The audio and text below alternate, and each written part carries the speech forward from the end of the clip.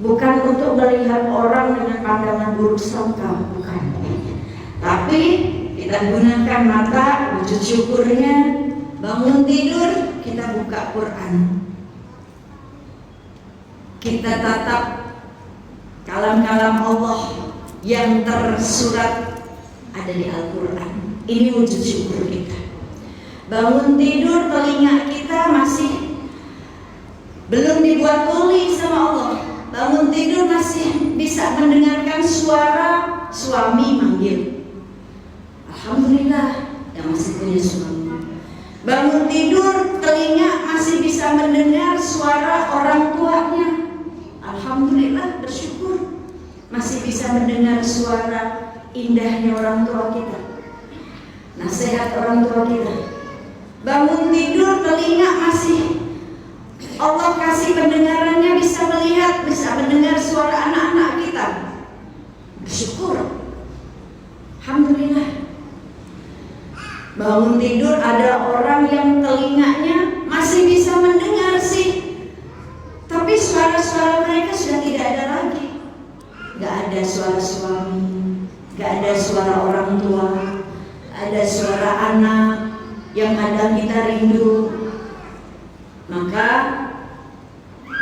wujud syukur dari telinga kita, dengerin. Yang masih punya orang tua, dengerin nasihatnya. Yang masih punya suami, dengerin suaminya, walaupun mungkin suaminya lagi marah, lagi marah-marah, lagi ngomel, terus udah dengerin aja, Bu. Nanti kalau dia udah nggak ada, ibu nggak bisa dengerin lagi suara ngomelnya, ya Bu ya. Anak-anak kita dengerin aja udah, karena ketika nanti mereka semua sudah kembali ke Allah, kita nggak bisa dengerin lagi. Rindu setelah kematian menyakitkan, Bu. Rindu setelah kematian nggak enak, ya nggak bisa ketemu, cuma ngeliatin fotonya doang, yang ada mewek nangis, ya. Maka ini pakai, gunakan telinga kita untuk mendengarkan hal-hal yang menyenangkan saja, yang kira-kira hal yang gak nyenengin hati, bikin hati kotor hati, gak usah didengerin. Apalagi sesuatu yang gak ada urusannya sama kita. Dengerin aib orang ada urusannya sama kita nggak, Bu? Ada urusannya sama kita nggak, Bu? Aib orang ada hubungannya sama kita nggak, Bu? Nggak ada. Kita juga punya aib. Kalau aib kita didengar sama orang juga kita nggak senang. Jadi jangan senang dengan aib orang deh. Kalau ada orang yang buka aib, menghindar kita. Astagfirullahaladzim, mohon maaf ya. Kan kita ya. Alhamdulillah bangun tidur, ini lisan kita masih bisa berucap, bersuara. Bisa manggil suami, bisa manggil orang tua, menyapa mereka, bisa menyapa anak-anak kita semua. Bersyukur, wujud syukur kita. Ini lisan digunakan untuk baca Quran, untuk berkata yang baik, untuk menasehati yang baik, untuk berdoa dengan doa yang baik. Ini wujud syukur. Lisan kita nih, pita suaranya bisa aja digunting sama Allah. Bangun tidur kita nggak bisa ngomong, bisa, Bu. Bayang nggak, Bu? Bangun tidur semua nikmat ini hilang. Bangun tidur buka mata, buram mata kita. Yang ibu lakukan apa? Datang ke dokter, ya Bu ya. Dok, kenapa nih mata saya bangun tidur saya nggak bisa lihat, dokter? Buram mata saya, Dok. Diperiksa. Dok, kenapa nih telinga saya nggak kedengeran nih, Dok? Saya nggak dengar apa-apa.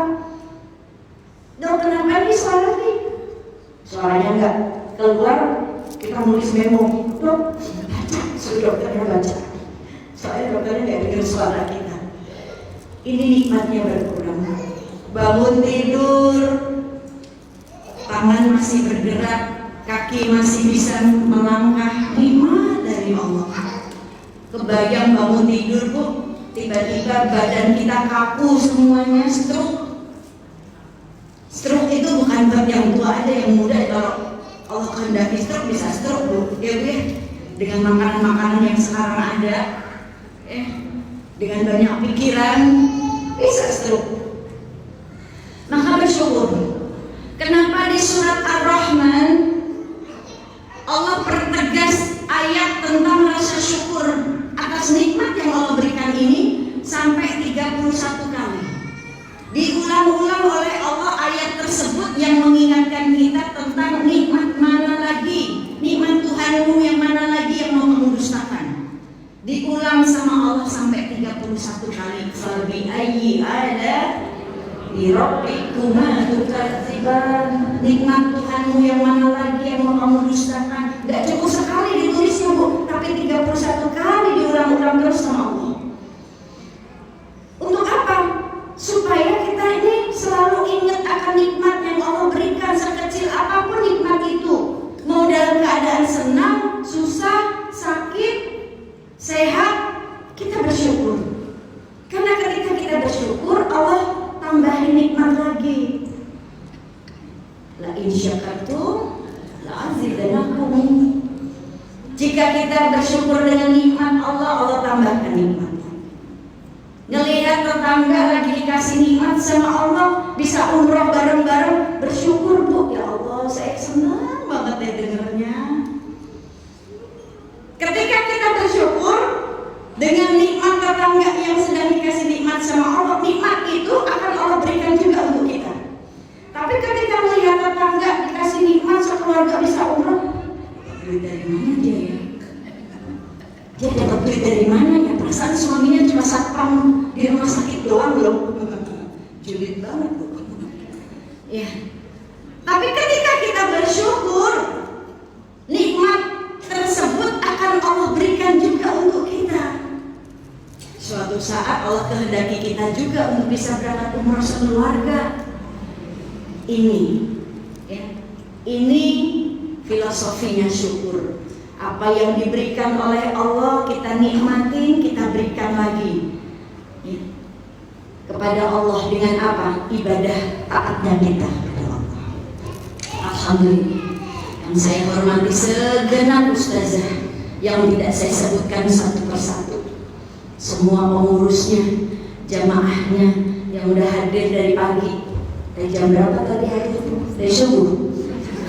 Dari subuh. Semoga kumpulnya kita di sini, tasihun niat, luruskan niatnya karena Allah, semata-mata kita punya tujuan. Tujuannya apa Bu? Allah ridho sama kita.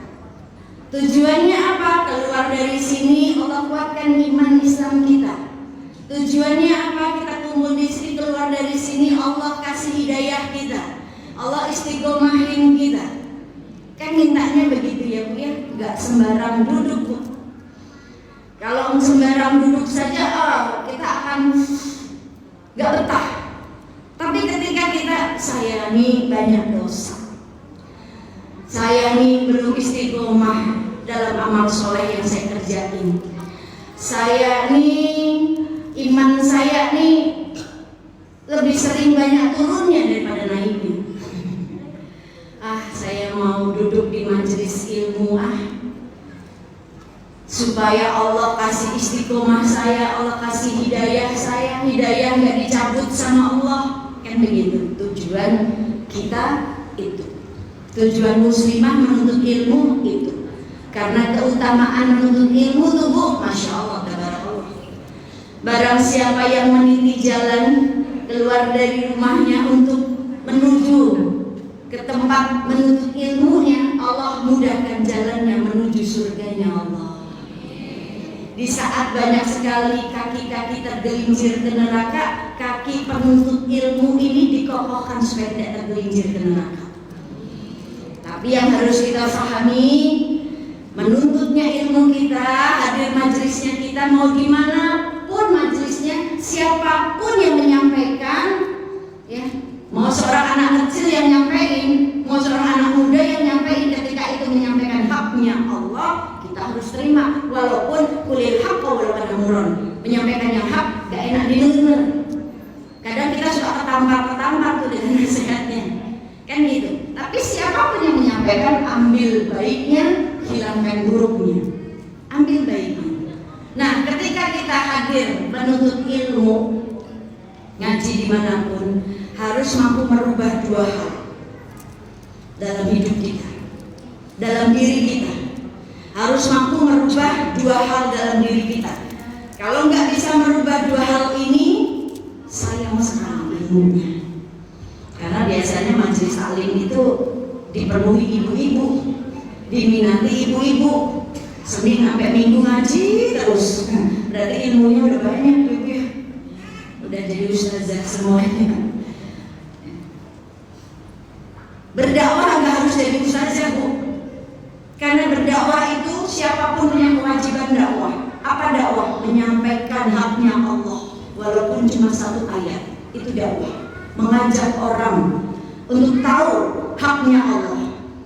Walaupun cuma satu ayat, itu dakwah. Ya. Maka apa yang harus berubah?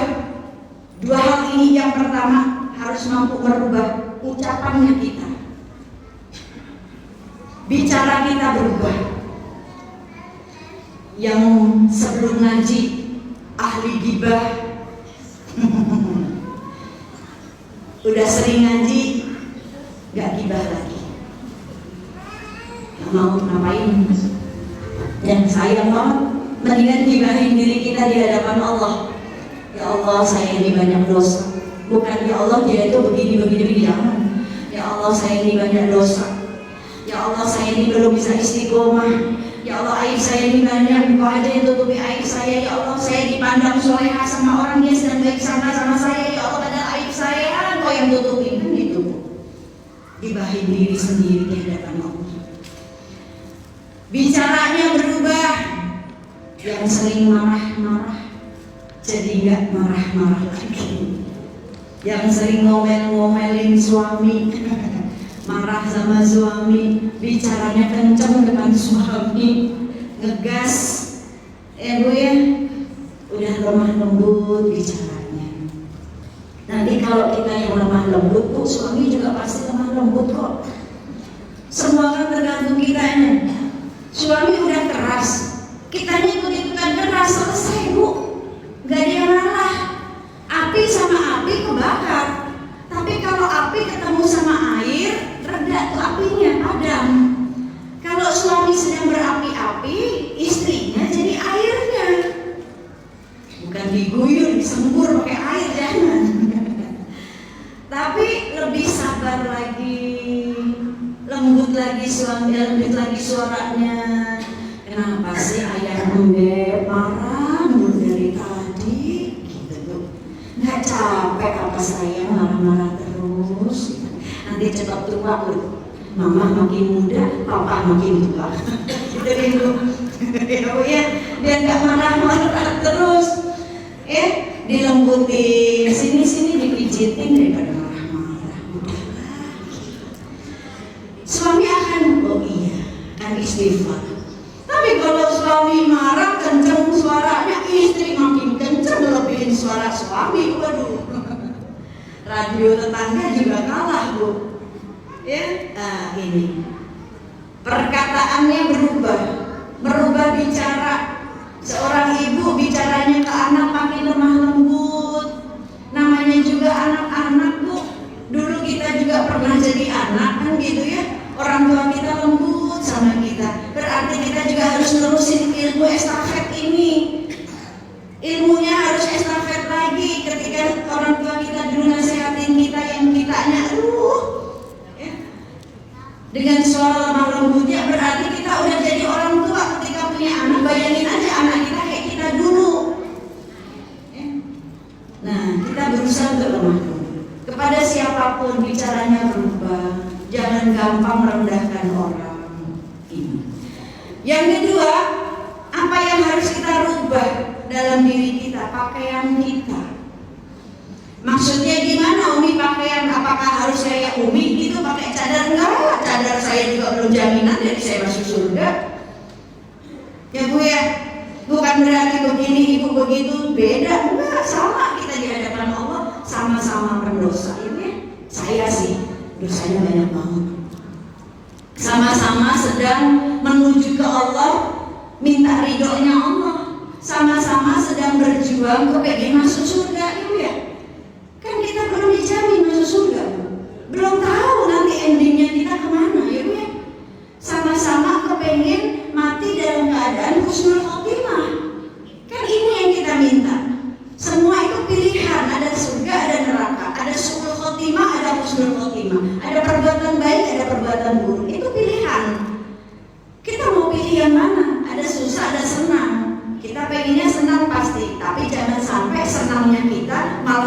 susah kita di akhirat. Senang di dunia tapi lupa, senang di dunia tapi bermaksiat, hingga akhirat kita susah. Jangan. Semuanya pilihan ada pada kita. Allah memberikan pilihannya. Berarti kita semuanya sama. Tidak ada yang membedakan kita. Sama. Allah tidak melihat pakaian kita, tidak dilihat. Tapi yang dilihat oleh Allah hati dan amalnya kita. Maka yang harus dirubah pakaian malu. Punya rasa malu. Karena muslimah itu indah dengan rasa malunya. Muslimah indah dengan rasa malunya. Wanita itu indah dengan rasa malunya. Kalau punya rasa malu, wanita itu cantik kalau punya rasa malu. Tapi ketika rasa malunya hilang dalam dirinya, kecantikannya juga hilang. Kalau rasa malunya hilang dalam dirinya, keindahannya juga hilang. Maka jadikan pakaian kita ini pakaian rasa malunya kita. Kita yang udah dikasih kemuliaan sama Allah, kita yang sudah dimuliakan oleh baginda Nabi Muhammad. Bu, dulu di zamannya Nabi, di masa jahiliyah, dulu wanita itu dijadikan budak, wanita itu direcehkan, wanita tidak dimauin, Bu. Dengar kabar bayi lahir perempuan langsung dibunuh. Makanya saat itu di zaman jahiliyah dulu, ketika perempuan melahirkan dia anaknya perempuan, dia sudah ketakutan sedih, ketahuan harus dibunuh. Ini. Tapi ketika Nabi datang membawa ajaran Islam yang penuh dengan rahmat, itu semuanya berubah. Wanita jadi mulia, diangkat derajatnya oleh Nabi. Fitrahnya kita wanita ada 3, Bu. Kemuliaan kita wanita ada 3 nih. Ketika kita masih dalam asuhan orang tua kita, ibu kita, ya, kita bisa menjadi perisai neraka orang tua kita. Dalam hadis dikatakan jika seorang ibu mempunyai 3 anak perempuan, ya, dalam hadis dikatakan jika seorang ibu punya 3 anak perempuan, dia berikan haknya dengan baik, dia berikan pakaian dengan baik, pakaian yang baik, dia berikan makan dan minum dari hasil usahanya, dia didik anaknya dengan baik, tutupi auratnya dengan baik, maka anak tersebut bisa menjadi perisai kita dari api neraka. Insyaallah. Nyisirin anak dapat pahala, minyakin rambut anak dapat pahala. Ini apalagi tutup aurat anak kita, insyaallah. Yang kedua, kemuliaannya wanita ketika dia jadi istri, dia bisa masuk ke surga melalui pintu manapun, asal dalam hadis dikatakan yang sholat 5 waktu tidak ditinggalkan, puasa wajib bulan Ramadan dikerjakan, yang menjaga kehormatan suaminya, marwah dirinya, dan yang taat kepada suaminya, maka masuk surga melalui pintu manapun silahkan. Ini jika taat kepada suaminya. Jika suami ridho kepada istrinya 100%, suaminya ridho, Bu, istrinya masuk surga, Bu. Maka ridhonya Allah ada pada ridho suami. Istri banyak-banyak cari ridho suami.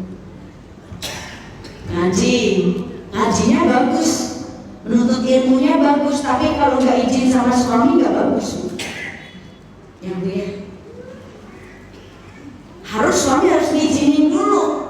Kita duduk di sini dapat pahala. Izin yang bebek, panggilnya apa? Bebek. Yayang.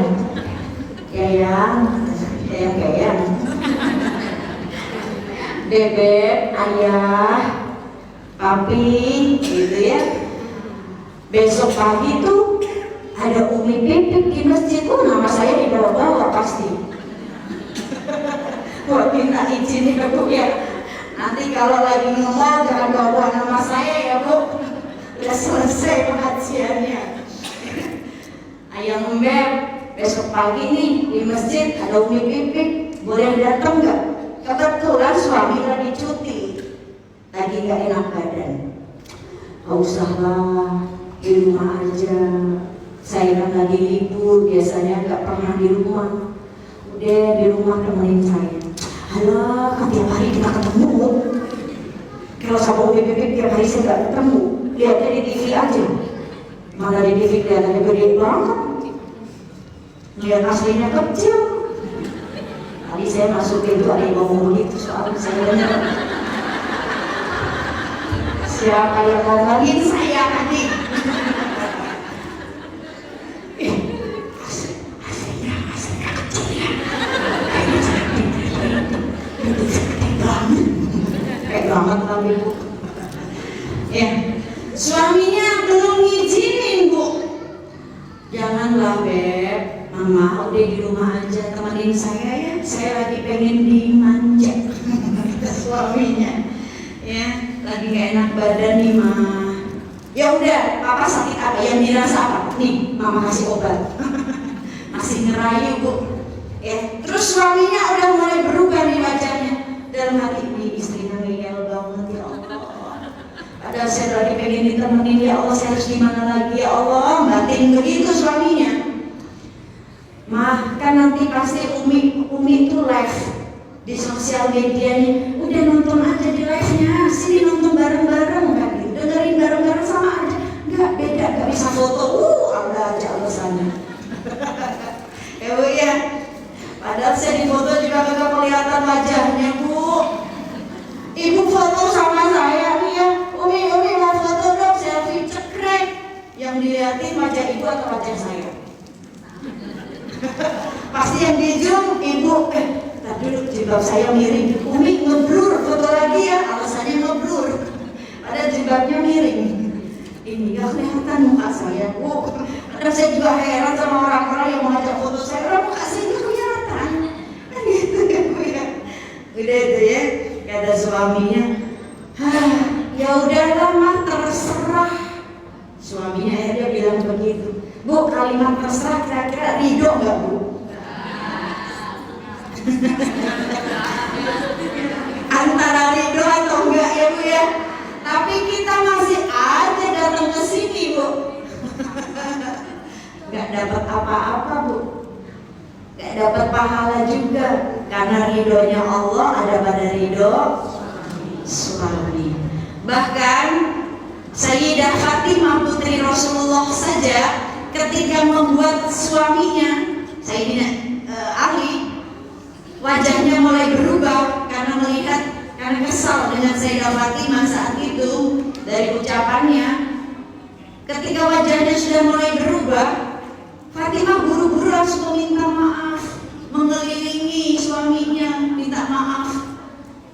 Ini jadi hati-hati, hal yang kecil kalau suami gak ridho ini susah ya. Istri masuk surga 100% karena suaminya ridho. Yang ketiga, kemuliaan wanita yang ketiga, ketika dia jadi ibu, dia menjadi jembatan surga anak-anaknya. Al-jannatu tahta ada di rumah, surga ada di telapak kaki ibu. Jadi jaga diri kita, muliain yang Allah sudah muliain kita, muliain jaga yang baginda Nabi sudah muliain kita. Insya Allah. Ibu-ibu yang dirahmati oleh Allah. Kalau bicara tujuan hidup kita, Allah ciptakan kita untuk apa Bu? Pasti untuk ibadah. Wa ma khalaqtul jinna wal insa illa liya'budun. Dan aku ciptakan jin dan manusia hanya untuk beribadah kepada. Kita disuruh ibadah. Tugas kita bukan tujuan. Tugasnya ibadah. Tujuannya apa? Tugas kita di dunia beribadah. Ibadah ini habli minallah, habli minanas. Ibadah dengan Allah, ibadah dengan manusia. Nah, tujuannya apa dari ibadah itu Bu? Tujuan hidup kita apa dari ibadah yang kita lakukan di dunia? Agar Allah ridho. Tugas kita, jadi jangan salah ya Bu ya, harus dipahami. Tugas kita sebagai khalifah di bumi diciptakan oleh Allah, tugas kita untuk ibadah. Tapi dari ibadah ini tujuan kita mencari ridho Allah. Ibadahnya habli minallah, habli minanas, mendatangkan ridhonya Allah. Habli minallah, syariatnya sholat, wajib sholat. Tapi dari sholat ini yang diinginkan oleh Allah, hasil dari sholatnya ini yang diinginkan oleh Allah, hakikat dari sholatnya yang diinginkan oleh Allah, bukan hanya sebatas ngerjain sholat. Kalau ngerjain sholat wajib syariat Islam, tapi hakikatnya yang bikin Allah ridho nih, hakikatnya hasil dari sholat, habis sholat masih gibah atau enggak, habis sholat masih seneng fitnah orang atau enggak, habis sholat masih seneng nyaci maki orang, ngebully orang, menghina orang atau enggak, hubungan dengan manusianya baik atau enggak. Ini yang dilihat oleh Allah, habli minanasnya, bukan habli minallahnya. Kalau hubungan dengan Allah, Allah mau tahu Bu, Allah maha baik banget. Kita sholat gak sholat aja masih dikasih nikmat sama Allah ya Bu ya. Kita sholat gak sholat yang diuntungin kita, yang dirugiin kita. Bukan Allah yang diuntungkan, bukan Allah yang dirugikan ketika kita sholat atau kita nggak sholat, tapi kita. Tapi ibadah sama manusia ini yang dilihat oleh Allah, hasil dari habli minallahnya, habli minanasnya baik. Ini yang dilihat oleh Allah, habli minanasnya. Ini. Nah, kalau habli minallahnya sholat, zikir, puasa, kewajiban-kewajiban yang sudah kita kerjakan, tapi hasilnya harus membawa Allah ridho. Nah, Allah ridho ketika hubungan kita dengan manusia baik. Karena Allah ini mempunyai rahmat, masuk surga semata-mata bukan karena sholatnya kita, bukan karena tahajudnya kita. Tahajud istiqomah, tapi zolimin orangnya juga istiqomah. Tahajud istiqomah, ya. Tapi ngebangkang suaminya juga istiqomah, gibahin orangnya istiqomah. Yang dilihat oleh Allah bukan tahajud kita, bukan. Yang dilihat oleh Allah hasil dari tahajudnya, habli minanasnya, yang membawa ridho Allah. Maka rahmat Allah untuk orang-orang yang bijak, rahmat Allah untuk orang-orang yang baik hatinya, baik ucapannya, baik perilakunya kepada hamba Allah yang lain. Itu rahmat Allah. Bukankah ada dulu diceritakan kisah seorang hamba Allah yang beribadah selama 500 tahun di atas bukit? Pernah dengar cerita ini belum Bu? Kisah ini pernah dengar belum? Dulu ada seorang hamba Allah beribadah selama 500 tahun di atas bukit. 500 tahun di atas bukit Bu. Di atas bukit tidak ada apa-apa. Di bukit itu hanya tumbuh satu pohon delima dan ada muara, ada telaga air kecil di situ yang airnya setiap hari dia gunakan untuk minum, untuk berwudu. Dan buah delima itu qadarullah-nya, ya, setiap hari tumbuh satu buah dia makan. Besok tumbuh lagi satu buah dia makan. Ya. 500 tahun dia habiskan waktu beribadah di situ. Suatu hari dalam sujudnya dia selalu minta sama Allah, ya Allah, matikan aku di atas bukit ini sedang beribadah. Dikabul, ya, dikabul. Meninggal dalam keadaan beribadah, masih di atas bukit. Ketika ditimbang amalannya, Allah mengatakan, karena Allah tahu nih ibadahnya udah 500 tahun dia ibadah aja gak pernah maksiat, maka Allah mengatakan kepada malaikat, ya malaikat, masukkan dia ke surgaku karena rahmatku. Tapi si orang ini mengatakan, ya Allah, bukankah aku sudah beribadah kepadamu selama 500 tahun? Kalau ibadah 500 tahun Bu, berarti pahalanya udah banyak belum? Banyak gak pahalanya Bu? Umur kita 500 tahun kita pakai ibadah, terus pahalanya udah banyak belum Bu? Banyak, amal soleh kita udah banyak pahalanya. Dia katakan, ya Allah, bukankah aku sudah beribadah kepadamu 500 tahun? Kenapa tidak dimasukkan ke surgamu karena ibadahku? Karena pahala-pahala ibadah yang aku kumpulkan selama 500 tahun. Allah mengatakan lagi kepada malaikat, ya malaikat, masukkan dia ke surgaku karena rahmatku. Masih bicara lagi, ya Allah, tapi aku beribadah selama 500 tahun, masa gak kau lihat ibadahku? Padahal Allah maha melihat ya. Akhirnya Allah mengatakan, ya malaikat, timbang. Yang tadinya gak ditimbang, ya, karena Allah tahu dia sudah beribadah 500 tahun, dengan rahmatnya Allah, dia masuk surga, gak usah ditimbang lagi, kan begitu. Tapi ketika dia ngelihat, akhirnya Allah mengatakan, ya malaikat, timbang amalannya, dengan bandingkan dengan satu tetes nikmat yang aku berikan untuk dia. Ketika ditimbang pahala-pahala ibadahnya selama 500 tahun dengan nikmat satu tetes nikmat dari Allah saja, gak ada bandingannya, gak sebanding, gak ada apa-apanya. Maka kata Allah, masukkan dia ke dalam neraka. Ini, maka ini intinya garis yang kita garis bawahi, ya, Allah tidak melihat ibadah kita. Masuk surga bukan karena sholat kita, tapi karena rahmat Allah. Kita bersedekah, ya, yang mendatangkan rahmat Allah dari sedekah kita. Kalau Allah sudah ridho, semua dimudahin, Bu. Kita mau sedekah tuh, Bu, ya, walaupun diri kita juga lagi susah, tapi kenapa kita mau sedekah? Padahal diri kita nih uang ya buat seminggu doang nih makan nih. Tapi kita mau sedekah sama orang. Ketika orang belum makan, kita mau sedekah. Padahal uang kita cukup buat seminggu aja makan nih. Kenapa? Karena Allah ridho. Karena Allah ridho sama dia, jadi dimudahin.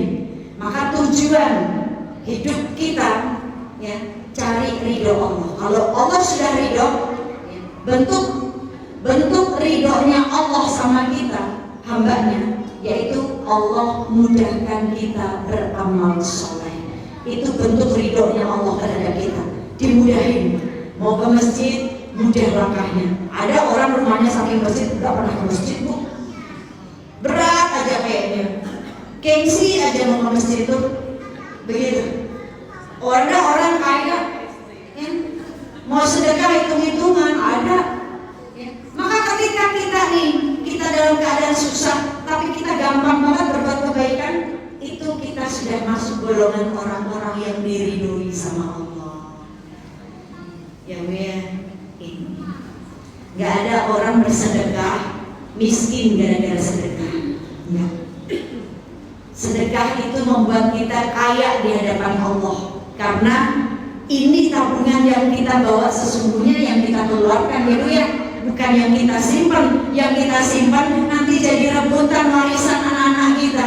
Gara-gara warisan anak-anak bisa pada berantem, ya Bu ya. Ini.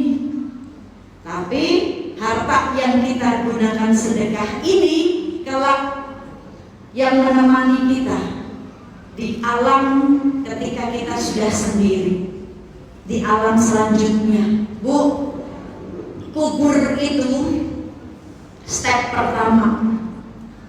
Kubur itu, ya, step pertama kita. Kalau di step pertamanya kita selamat, step-step selanjutnya kita akan selamat. Tapi kalau di step pertamanya kita nggak selamat, di step selanjutnya kita nggak akan selamat. Ini Mu'adz pernah ditanya sama seorang sahabat, hai Mu'adz, engkau ketika mendengar surga neraka, engkau tidak menangis. Ketika engkau mendengar neraka, engkau tidak menangis, tidak takut. Tapi ketika engkau mendengar alam kubur, engkau menangis sekali, engkau takut sekali. Kenapa wahai Mu'adz? Maka Mu'adz menjawab, karena surga neraka memang ada, itu nanti. Tapi kubur adalah langkah awal. Ketika dikubur saya nggak selamat, untuk selanjutnya tidak akan selamat. Jadi Imam Umar bin Khattab mengatakan orang yang cerdas, orang yang mengumpulkan bekal kehidupan setelah kematiannya. Orang yang cerdas yang mengumpulkan bekal hidup untuk kehidupan setelah kematiannya. Kita hidup berapa lama, Bu? Kita hidup berapa lama? Gak ada yang tahu, Bu. Berharap 90 tahun selamanya, gak ada yang tahu. Mungkin suami saya dulu umur saya 100 tahun kali ya, ternyata 40 tahun sudah meninggal. Sehat padahal, gak sakit, masih muda, gak tua-tua banget, Bu, masih gagah. 40 tahun tapi meninggal. Nah sekarang saya tanya, kita berapa tahun lagi? Ya, wallahu a'lam urusan itu. Allah yang maha tahu, Allah yang maha menetapkan. Tapi kita semuanya bakalan kembali ya Bu ya. Semua bakalan kembali, mau yang tua, mau muda, mau sakit, mau sehat, semua bakalan kembali ke Allah. Semua bakalan merasakan kematian. Tetapi jalan kematian ini yang kita pengen nih, jangan jalan yang selamat, husnul khotimah. Ini yang kita pengenin, Bu. Jalannya ini. Berarti ketika kita mau jalannya seperti ini, husnul khotimah, bukan su'ul khotimah, yang tadi kata Umar bin Khattab, orang yang cerdas yang mengumpulkan bekal hidup untuk kehidupan kematiannya. Karena hidup kita nggak tahu berapa tahun lagi, berapa lama lagi. Tetapi kehidupan setelah kematian justru panjang sekali, lama sekali, sampai kiamat. Nunggu kiamat baru dibangkitkan semua. Yang masih hidup bahkan sampai yang semuanya yang sudah mati dihidupkan semuanya, dibangkitkan semuanya. Berarti nunggu waktu ini mereka yang sudah kembali kepada Allah, mereka nunggunya lama banget, Bu.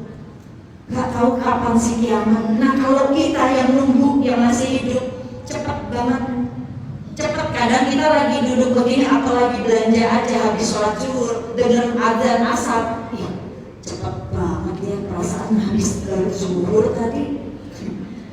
Kemarin kita baru lebaran, udah ngerasain, berapa bulan kemudian udah masuk puasa lagi. Cepet banget ya, perasaan kemarin kita baru puasa loh, ya Bu ya. Kadang kita suka merasa begitu. Nah itulah dunia, cepat sekali jalannya. Berarti di dunia kita ini singkat banget. Tapi mereka yang mendahului kita sudah punya kehidupan di alam kuburnya panjang sekali. Kebayang kalau di dunianya dia tidak bawa bekal yang banyak, tidak bawa amal soleh yang banyak. Kesempatannya cuma ada di dunia, kita nih masih dikasih kesempatan. Mereka yang sudah meninggal, mereka cuma nunggu transferan doa dari kita aja. Mereka udah gak punya kesempatan sholat, gak punya kesempatan sedekah, hartanya udah dinikmatin sama orang yang ditinggalkan. Ya, ini. Nah, ketika mereka gak bawa bekal, mereka menyesal, ya Allah, boleh gak sih dikasih kesempatan sekali saja di dunia. Saya pengen sholat, pengen baca Quran, saya pengen sedekah ya Allah. Karena sampai sekarang tidak ada kiriman doa baik dari suami saya ataupun dari anak saya. Oh, suaminya udah nikah lagi. Anak saya juga lupa doain saya, ya Allah. Kuburan ini gelap, saya butuh lampu. Lampunya itu kiriman doa dari anak, dari orang-orang yang kita tinggalkan. Lampu penerangnya itu sedekah kita. Lampu penerangnya itu baca Quran kita. Sempit sekali ya Allah, panas di sini ya Allah. Lapangnya kubur kita karena sedekah kita. Lapangnya kubur kita karena bacaan Quran kita, karena sholat kita. Berarti sholat, sedekah, baca Quran, puasa itu semua keuntungannya untuk kita, bukan untuk Allah, kan? Kita yang menikmati itu semua. Maka saya bicara di sini, saya banyak merasa kehilangan, Bu. Kalimat kehilangan dalam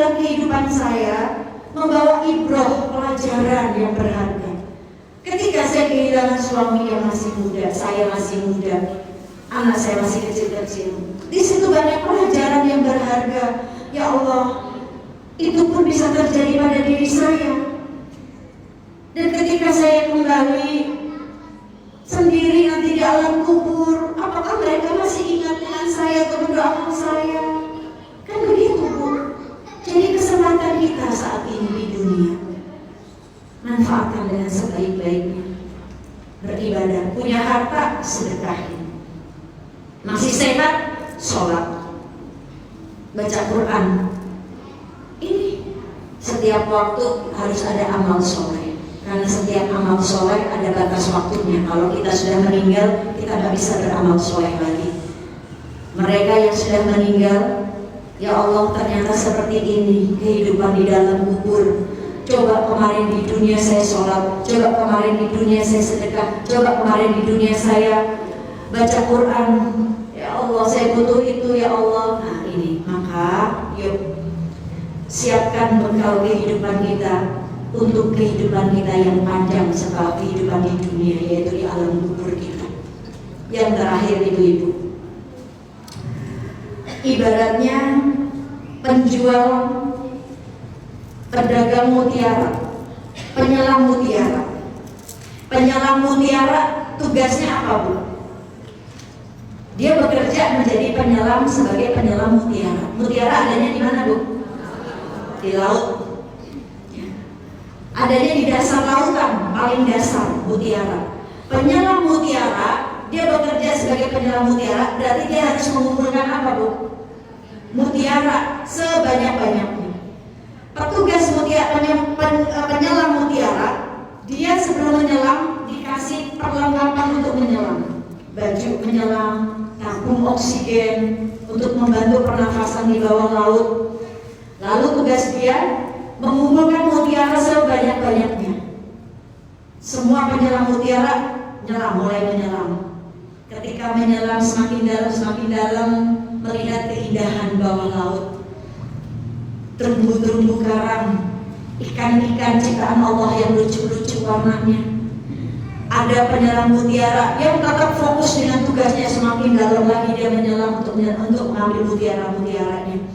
Ada yang lupa, namanya manusia ya. Ada yang gak fokus, lupa dengan tugasnya. Oh, dia menikmati keindahan bawah laut, berenang-renang dengan ikan, memegang terumbu karang, terus berenang-renang menikmati keindahan di bawah laut. Sampai dia lupa akan tugasnya, yaitu mengumpulkan mutiara, karena itu pekerjaannya. Ketika tabung oksigen sudah mulai mau habis, berarti mau gak mau dia harus naik ke atas, ya Bu ya. Karena kalau enggak, dia akan mati di bawah. Tabung oksigennya sudah mulai habis, maka naik ke atas.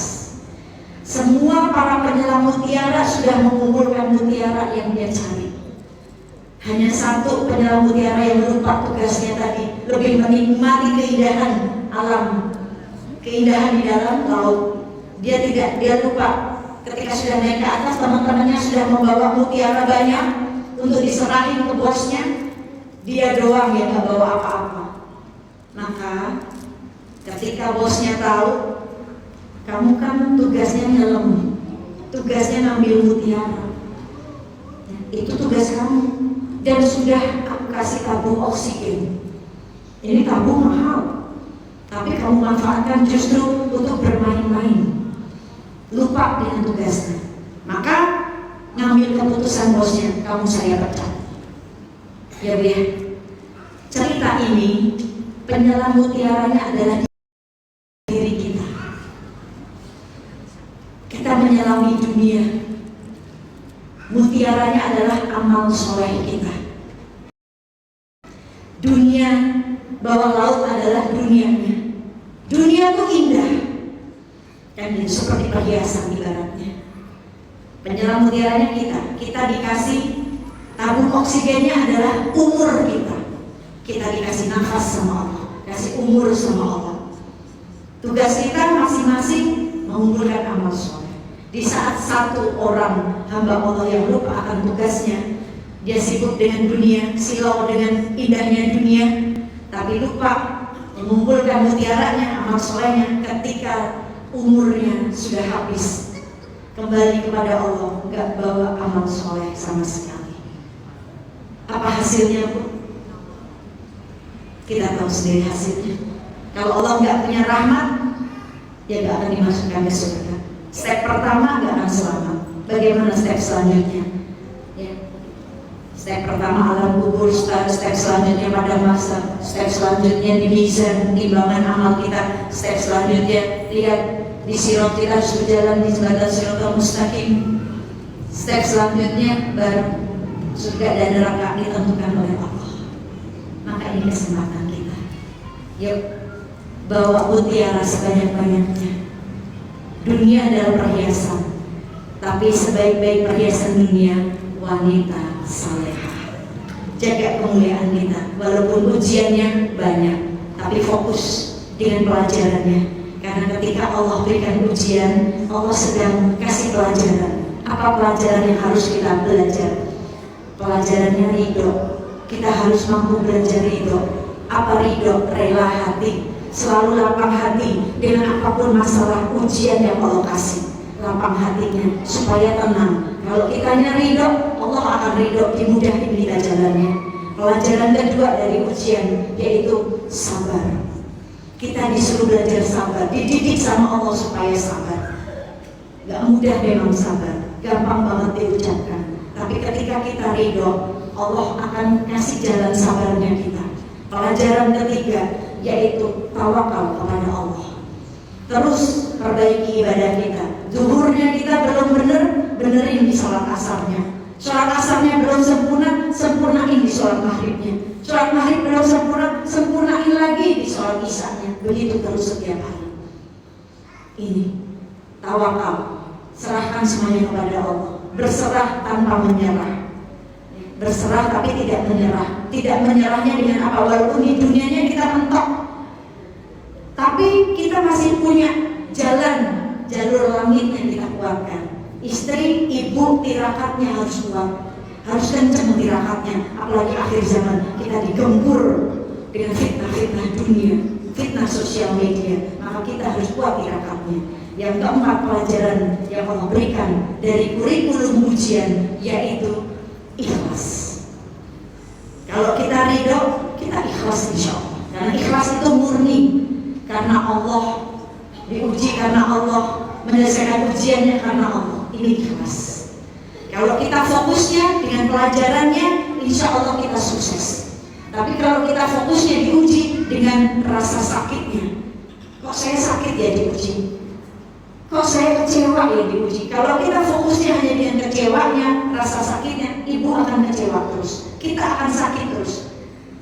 Tapi kalau kita fokusnya dengan pelajarannya, karena Allahnya, Allah akan ridho, dimudahin kita, insya Allah. Baik, ibu yang dirahmati oleh Allah, yuk kita sama-sama berdoa. Kita minta hari ini sama Allah, Allah perbaiki semuanya. Perbaiki semuanya, iman kita diperbaiki, istiqomah kita dikuatin lagi sama Allah. Semua masalah kita diberikan jalan keluar, beban kita diangkat sama Allah. Saya yakin semua yang ada di sini punya beban masing-masing dalam hidupnya. Apapun itu bebannya, ingat Allah tidak pernah salah meletakkan beban di pundaknya kita. Kita sendiri tidak, kita punya Allah. Walaupun kita masih punya suami, walaupun masih punya anak, tapi kita merasa sendiri ketika diuji, ketika beban itu kita pikirin sendiri. Kok suami gak ngerti ya beban saya, kok anak gak ngerti ya. Tapi siapa yang paling mengerti? Allah Subhanahu wa ta'ala. Maka minta dibimbing sama Allah. Semoga Allah bimbing kita, Allah kembalikan kita dalam keadaan yang baik, sebaik-baik hamba Allah. Al-hadin wa likulli niyatin salihah wa ila hadratin Nabi Mustafa Rasulullah sallallahu alaihi wasallam bisiril Fatihah. Bismillahirrahmanirrahim. Alhamdulillahi rabbil alamin.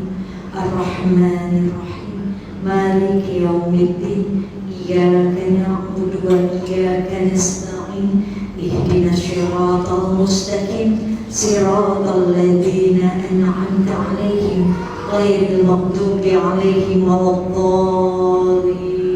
Amin. Hasbunallah wa ni'mal wakil, ni'mal maula wa ni'man nasir. Hasbunallah wa ni'mal wakil,